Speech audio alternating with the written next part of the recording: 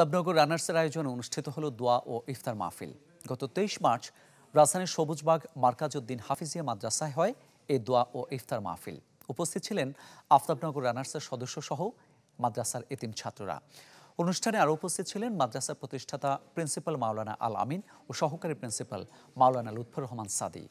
Aftabnagar runners নিয়মিত রানিংয়ের পাশাপাশি সামাজিক দায়বদ্ধতা থেকে বিভিন্ন ধরনের সামাজিক কার্যক্রম করে থাকে। আমি আফতাবনগর রানার্সের একজন রানার, সেই হিসেবে আমরা যে প্রতিদিন যে সকালে দৌড় বা এক্সারসাইজ করি শরীরে, তার অর্থ যে শরীরের প্রতি আমরা যত্ন নিই।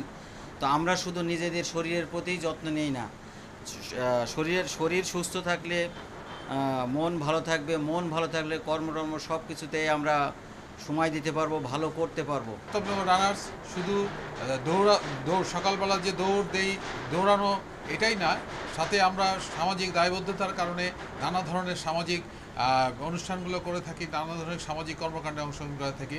এর মধ্যে একটা হচ্ছিল, আজকে আমরা ছোট এতিম শিশুদের সাথে আমরা একবেলা ইফতারি করলাম, এটাও আমাদের একটা অংশ।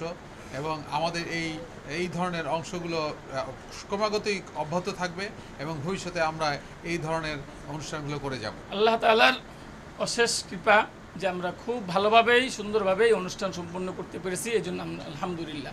এবং আশা করি ওনারা এই দিনই কাজগুলোকে সবসময় এটার প্রতি আহ্বান রেখে ওনারা এটাকে চালু রাখবে, এই আশা রাখি ওনাদের কাছে।